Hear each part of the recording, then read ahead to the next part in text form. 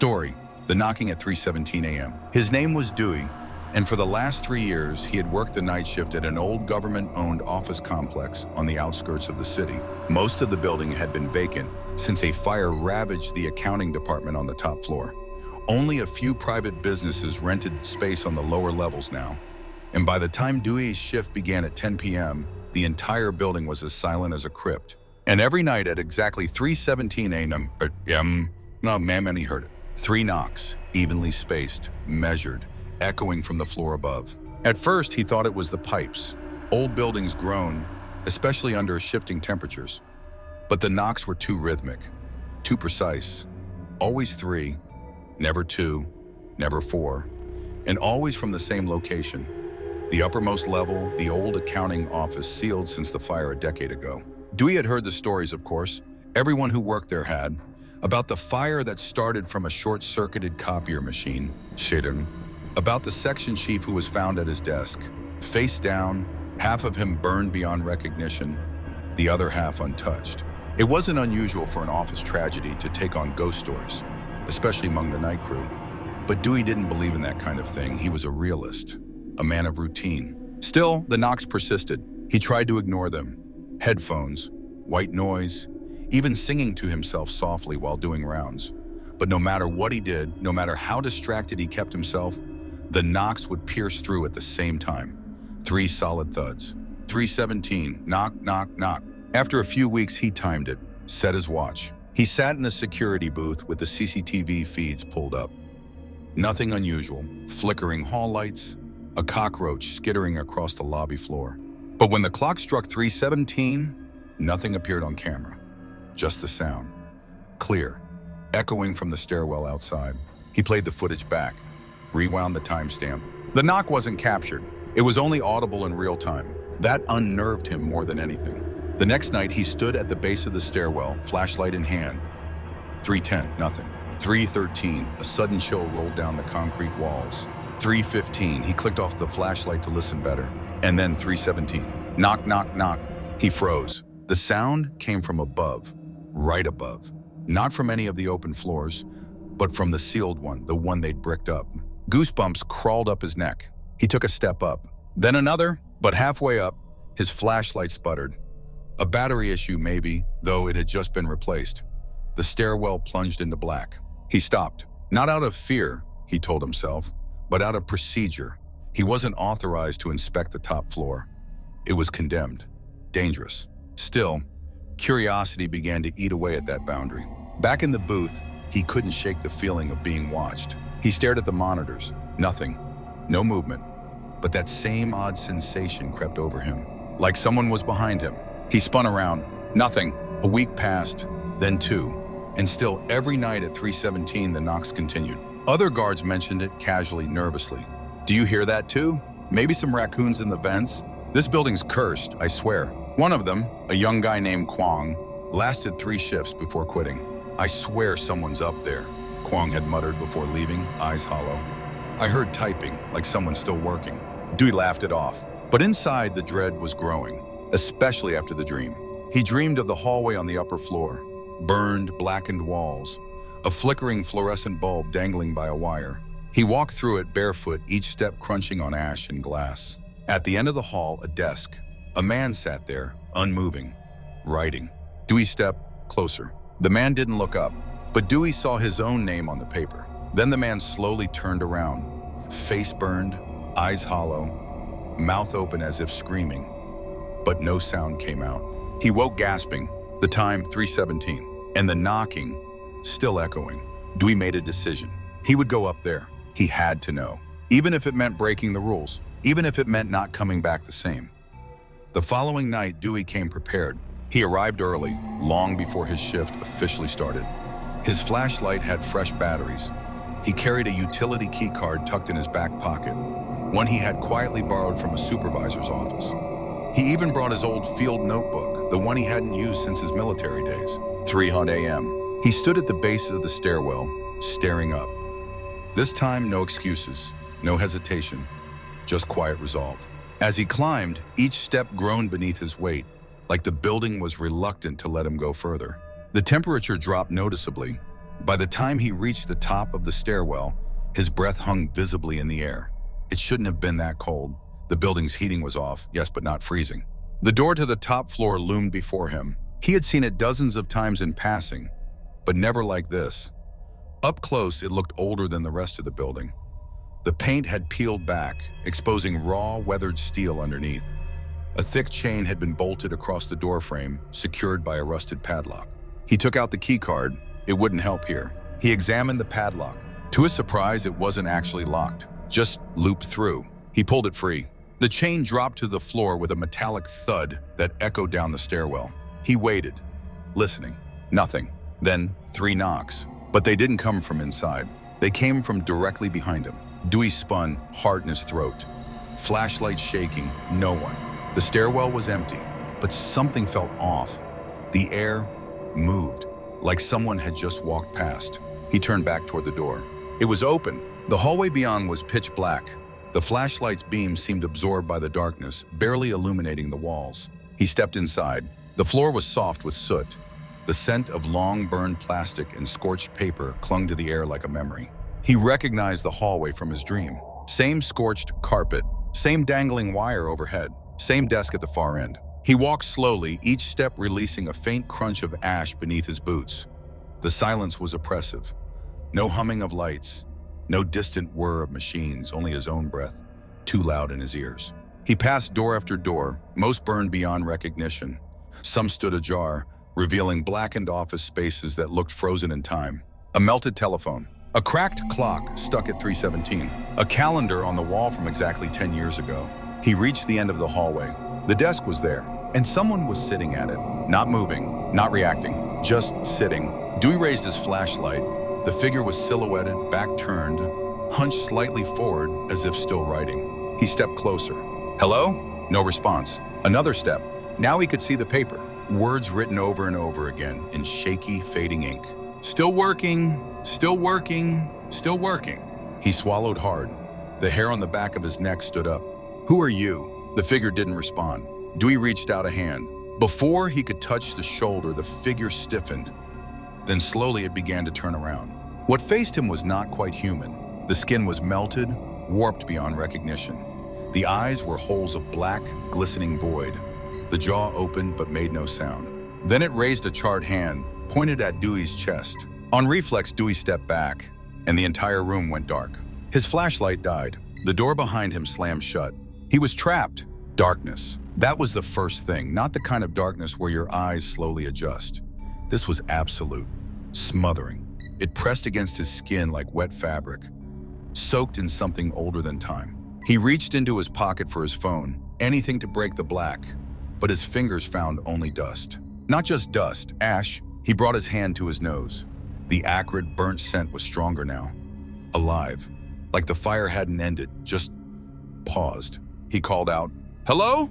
His voice sounded strange, distant, as if he were speaking from inside a box. Then movement. A faint glow emerged from the far corner of the room. Not light, phosphorescence. The paper on the desk. Still there, still being written on.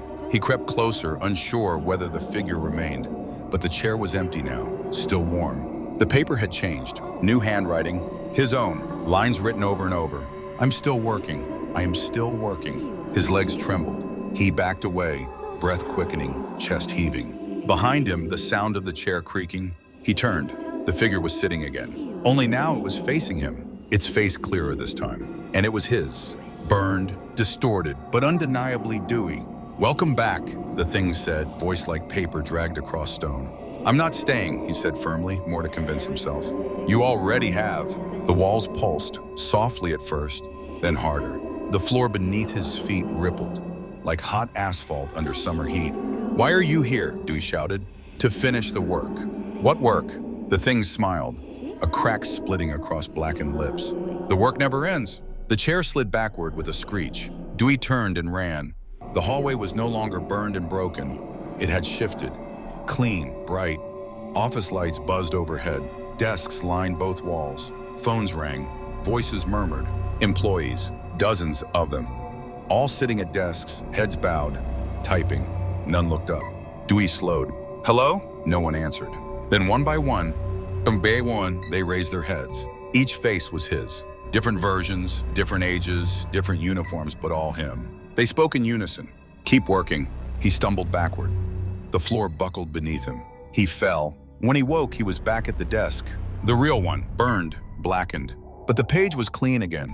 A pen rested on top. He didn't remember picking it up, but it was in his hand. His fingers moved on their own. I am still working. He screamed, but only ink came out. He turned to run, but there were no doors now, only walls and rows of desks, each with a man who looked like him, each writing endlessly, each whispering, just one more task. The clock above them all read the same time, 3:17, always 3:17, somewhere below in the real world. The new guard reviewed the handover log. "Where's Dewey?" he asked the day shift supervisor. The man frowned. "Dewey? Weird. Says here he signed in last night. There's no one named Dewey on the rotation." He checked the log again. A signature, faint but visible. Dewey Trun, 2200 to 0600. The paper burned at the edges, but the ink remained. "I am still working." Story. The call from the empty desk. Tuan was used to the quiet of the night shift. As a front desk clerk at a high-end hotel in the heart of the city, his shift began at 10 p.m. and ended at 6 a.m. By that time, most guests had settled into their rooms, and the hallways echoed only with the soft hum of air conditioning and the occasional creak of the building settling into its silence. The night shift was usually peaceful, until the night the phone rang at 2:30 a.m. Tuan was making coffee when the shrill tone cut through the stillness. The display on the internal hotel phone screen froze him mid-step. Incoming call from auxiliary reception, first floor. Odd.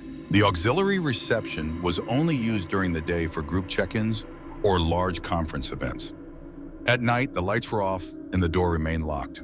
He was the only staff member on duty. Tuan picked up the receiver. "Good evening, this is the front desk. How can I help you?"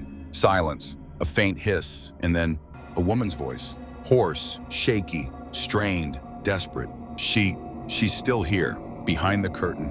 "Don't turn off the light."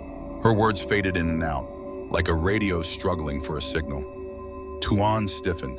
"Excuse me? Who is this? Who's still where?" No response, only shallow breathing. Then a faint scraping sound like nails dragging across a desk. Then click, the call ended.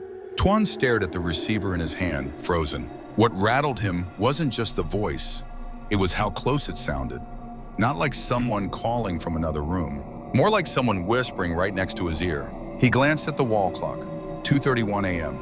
Hesitating for just a second, Tuan grabbed his flashlight and the backup keys. He left the main reception and headed down the dim corridor toward the auxiliary desk. The hallway was darker than usual. The motion sensor lights didn't flicker on like they were supposed to. The air felt thicker here, colder. Every step echoed with an unnatural resonance, like he wasn't walking alone. He passed the old vending machine, the one everyone said dispensed drinks on its own late at night. He usually laughed off the rumor, but tonight the hum of the machine felt almost alive, watching. The door to the auxiliary reception stood slightly ajar. That shouldn't be possible. He pushed it open.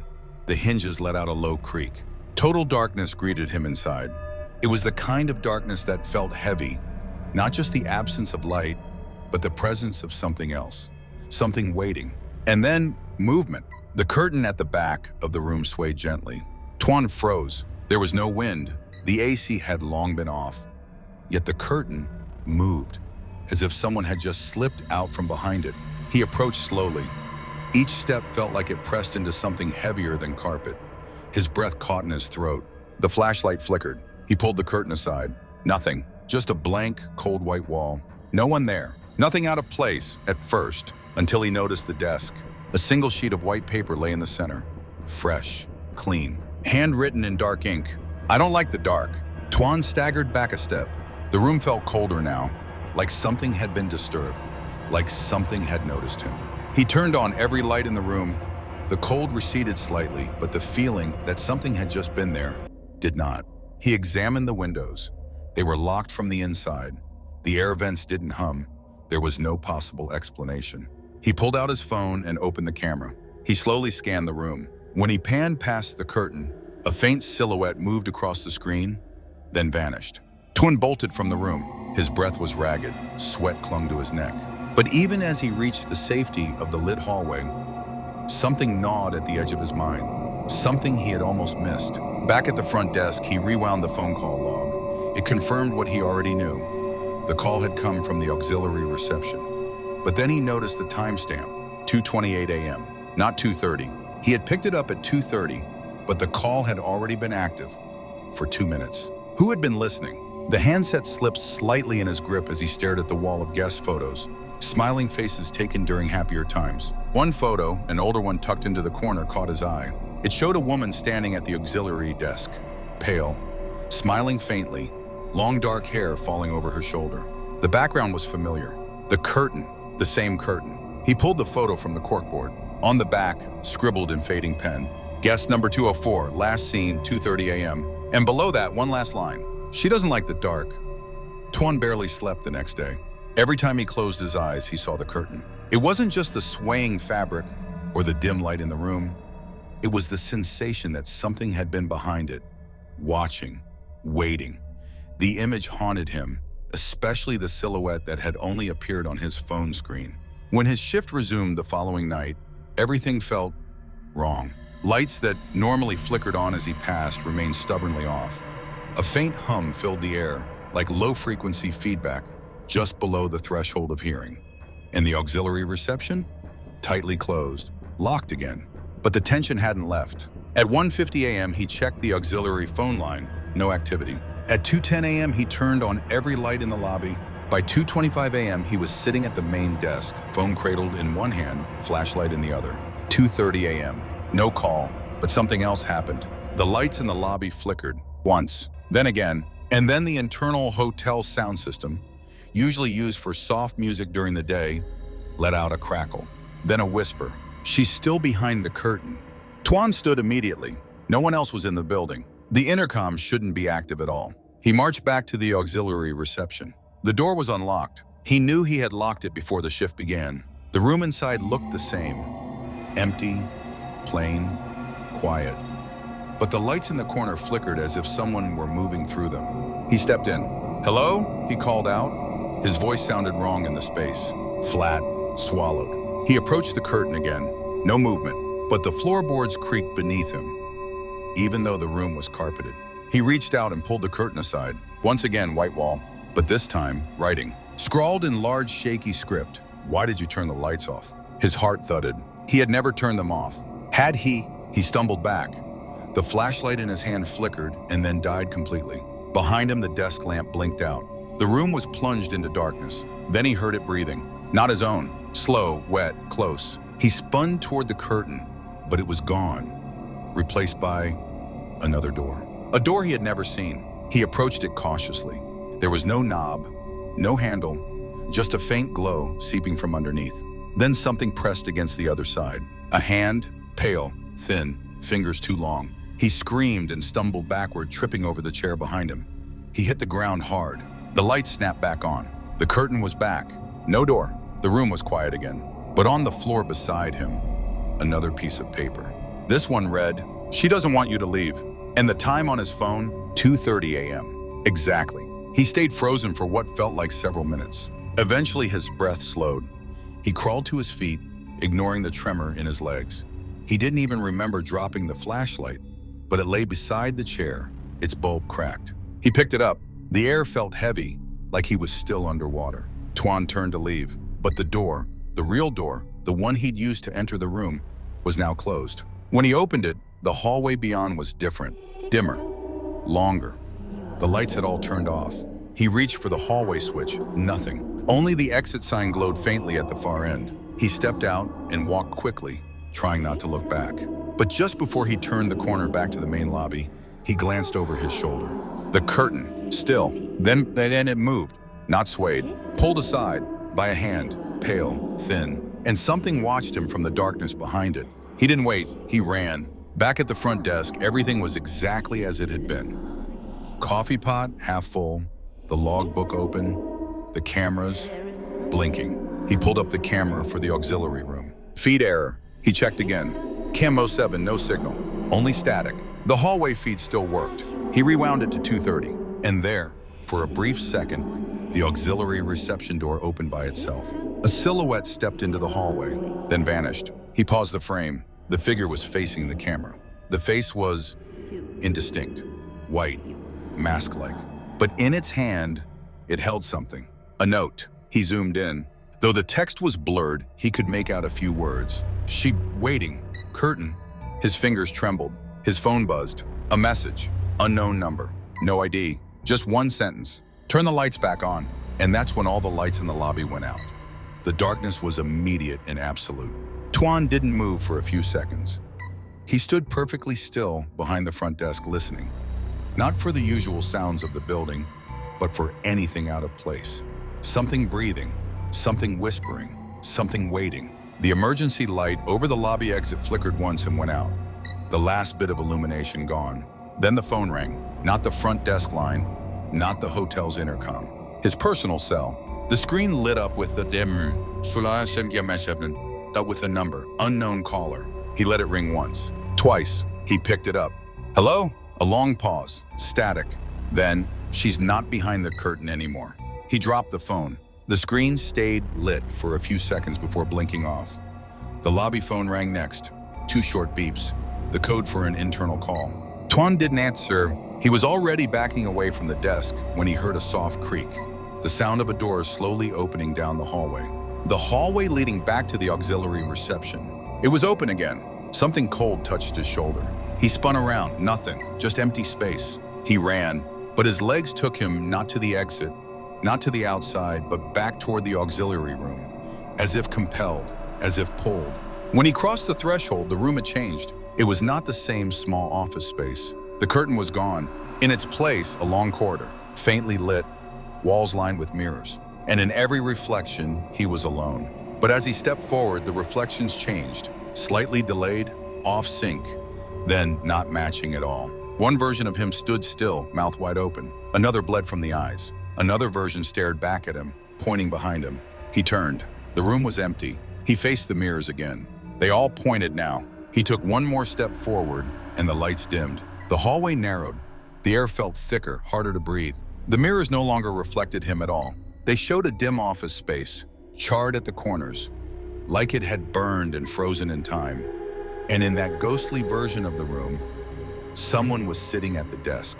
The woman, writing. He blinked, and now her eyes met his through every mirror. At the far end of the corridor was another door, wooden, no handle. Scratched words covered it. She waits, she sees, she remembers. He reached out to touch it, and it opened on its own. Inside was the auxiliary reception again, but this time it was completely untouched. Pristine. Morning light flooded through the windows, even though it was still night. A woman stood behind the desk, pale, hair long, black, covering her face. She was writing. Tuan stepped in. The woman stopped, looked up. Her face was blank, smooth, like porcelain. She spoke without moving her mouth. You turned off the light. Then she vanished, and the curtain behind her blew open. But there was no wall behind it this time, only a deep, empty space, a void. From that darkness, something emerged. Fingers, eyes, faces, all reaching out for him. He tried to scream, but his voice was gone. The last thing he saw before the world went black was his own reflection in the mirrored wall, smiling back. He woke up hours later, lying behind the auxiliary desk. The lights were on. The room was normal, but no one else was in the hotel. No guests, no staff, not even his own belongings. His phone was gone. The security monitor blinked with static. He checked the time, 2:30 a.m. A single note sat on the desk in front of him. Keep the lights on. He stood slowly, limbs stiff. The memory of the mirror corridor still clawed at the edges of his mind. He turned in place, searching for cameras, signs of anyone else.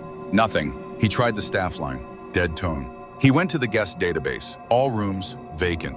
He walked through the main lobby, calling out, no echo, no response. Back at the desk, the lights flickered again. Then again.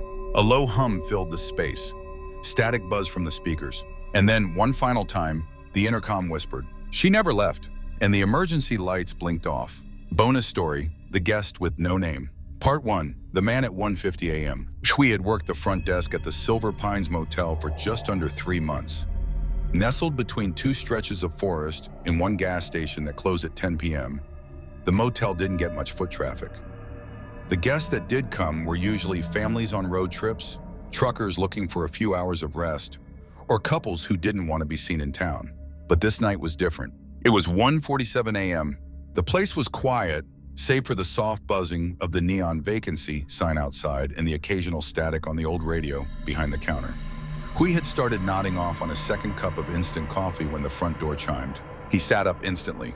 A man had stepped inside, tall, gaunt, wearing a long, dusty overcoat. The man moved slowly but with purpose, his boots leaving faint, muddy prints on the old tiled floor. He didn't take off his hat, didn't say a word at first, just stared. "Evening," Hui said, trying to sound composed. "Looking for a room?" The man nodded once. "No suitcase, no bag." "All right, just need to fill this out," Hui said, sliding the registration card forward. "Cash or card?" The man pulled a worn leather wallet from his coat and handed over 2 crumpled $100 bills. He didn't touch the pen. Hui hesitated. "I'll need a name for the record." The man finally spoke. His voice was smooth, almost melodic, but strangely hollow. "I've been here a long time. You'll remember me." He smiled. Something about it was wrong, too wide, too calm. Hui blinked. "Right, room 7's available?" He handed the key to the man. Their fingers touched for half a second. The skin was ice cold. The man nodded once more, turned, and walked down the hallway. The lights above flickered briefly as he passed beneath them, and then he was gone. Hui stared after him for a while. He couldn't shake the feeling that something was off. He checked the registration card again. Still blank. Then, curiosity getting the better of him, he pulled up the motel's outdated security system and rewound the camera feed. Lobby view, normal. The clock ticked to 1:50 a.m. The door opened, but no one stepped through. He fast-forwarded. Still nothing. No one at the counter. But he knew what he saw. The mud on the floor was still wet. The bills were still in the drawer. He checked the hallway camera. Nothing. No footage of room 7's door opening. No sign of the tall man. He refreshed the page, restarted the software, rechecked the feed. Same result. It was as if the man had never existed. Back at the desk, the radio crackled loudly. Then a soft whisper. "Don't forget." Hui jumped up and shut the radio off. Silence returned. He stared down the hallway again. Room 7's door was closed, but he could have sworn it was just slightly ajar a moment ago. He told himself to calm down. He'd seen worse. He'd handled late-night drunks, yelling couples, and even one guy who tried to sneak a dog in under a hoodie. But this wasn't that. There was something in the air. Thick, still. Hui walked around the counter, curiosity mixing with something colder. Fear. He passed room 3, then 5. The numbers felt heavier somehow, like his footsteps echoed differently here. Each door he passed felt wrong, too tall or too narrow. The wallpaper flickered in his peripheral vision as if breathing. He stopped outside room 7. The door was closed, but the handle was warm. He knocked. Once, then again. No answer. He fished out his master key and slowly inserted it. The lock turned too easily. The room was dark. Dim moonlight spilled through the curtain, but the air inside felt wrong. Nothing moved. The bed was made, pristine. He stepped inside. No bags, no clothes, no signs of use. But the bathroom door was open. The mirror fogged over. Someone had been inside recently. He approached, and then it appeared. As the fog cleared slightly, the words began to form. "You promised you'd remember me." Hui froze. His reflection blinked back at him. But in the steam, another face briefly appeared beside his. The tall man, and then it faded. He turned and fled the room. Back at the desk, everything was as it was. Except the key to room 7 was back on the hook, and his own signature had just appeared on the registration card. Under the name, P. Guest Number 7. Hui sat motionless behind the front desk for what felt like hours. The glow of the monitor in front of him offered little comfort. The motel was silent, save for the faint hum of electricity in the walls and the occasional crackle from the old radio. But it was the silence in his own mind that scared him most. It felt heavy, as though something had settled into the space between his thoughts. He tried to rationalize it. A prank, maybe. A glitch in the cameras. A trick of the light. But no matter how many times he replayed the security footage, the truth refused to change. The man was never captured on video. And yet, the money was in the drawer. The mud was still drying on the lobby tiles. And his signature was on the guest card. He opened the footage again, determined to find something, anything, that he'd missed. At exactly 1:49:57, the lobby feed glitched. Not a hard cut or black screen, but a flicker, like a skipped heartbeat. For a single frame, the image distorted. Hui paused and zoomed in. A shape, a silhouette. It was faint, almost transparent, but definitely there, standing inches from the camera. Eyes dark, showing unblinking. and then it was gone. He checked the hallway footage next. Every room from 1 through 10 had its own angle. Room 7's camera showed only static. The rest were working fine. He clicked into the software's diagnostic log. It showed that camera 7 had gone offline at 1:50:13, exactly when the man had supposedly walked down the hallway. But there was something more. The system registered a door open event. Room 7 opened at 1:50:14, closed at 1:50:15. Then, nothing. No further entries, no motion, no exit. According to the system, room 7 had never been entered or exited again. He leaned back in his chair, goosebumps crawling across his arms. The air around him felt cooler now. A soft chime broke the silence. The front desk bell, but there was no one there. He rose slowly, scanning the lobby. The door was locked. No sign of anyone. The wind hadn't blown it. The bell had been pressed. He turned back to the front desk. The registration book was open again. Another entry had been added.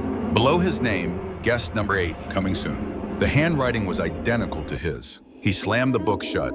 Enough. He needed proof, something concrete. He grabbed his phone and walked to room 7. This time he recorded everything. The hallway, the door, the knob. He opened the door. The room was empty, just as before. Bed untouched. Air stale. But the mirror was already fogged. He hadn't used any water. As he approached, his phone's flashlight caught the message. New words, written as if by invisible hands. Why did you leave? Behind the steam, his reflection smiled. But he wasn't smiling. He backed away, nearly dropping the phone. The lights in the room began to buzz. A shadow passed across the bed, but there was nothing there. He ran. Back at the desk, he tried to make a call. The line was dead. The Wi-Fi? Down. Cell signal? 0 bars. Even the backup generator panel blinked red. Then the lights flickered. And from the hallway, room 7's door slammed shut, so loud it rattled the front windows. A key slid across the counter. Room 8. He didn't place it there. He picked it up with shaking hands. The tag read, "For the next guest." His phone lit up with a notification. New voicemail. He hadn't heard it ring. He hit play. The voice was his own. "You were supposed to stay. Now you've invited someone else." The voicemail ended with static. And then, on the monitor, room 8's camera turned on. A blurry shape stood inside, waiting. Hui's name flickered again in the guest log, now labeled as permanent resident. Hui didn't remember falling asleep, but he awoke with a start behind the front desk. His neck ached from the awkward angle, and the room was still cloaked in darkness. The emergency lights were out. No hum of machinery, no blinking monitor, only silence. And the soft sound of something breathing. It wasn't his breath. He slowly lifted his head and scanned the room. His eyes adjusted to the dim glow from the window. Moonlight, cold and distant. The guest log was open again. A new name had been added. You. He pushed the book away. From behind him, something shifted. A whisper, barely audible. "Roommate is ready?" He turned. No one. But the hallway was open. And at the very end, roommate's door stood ajar, just slightly. His hands trembled as he picked up the key, still cold from the counter, still bearing the message for the next guest. He walked the hall slowly, each step feeling heavier, more detached from his own body. The lights above remained dead at the moment. The hallway felt longer, distorted. When he reached room 8, the door creaked wider on its own. He stepped in. The room was identical to room 7, but colder. The mirror was already fogged, though the bathroom was dry. He stepped toward it. The air grew denser. He could feel the breath again. Closer now. He wiped at the mirror. Nothing behind him, but something next to him. A faint outline of a second figure in the reflection. Not in the room, only in the glass. Then words began to form. "You came back." He stumbled back, hitting the edge of the bed. The sheets were warm, used. He hadn't been here before. Had he? A new voicemail came in. No number, no ring. He hit play.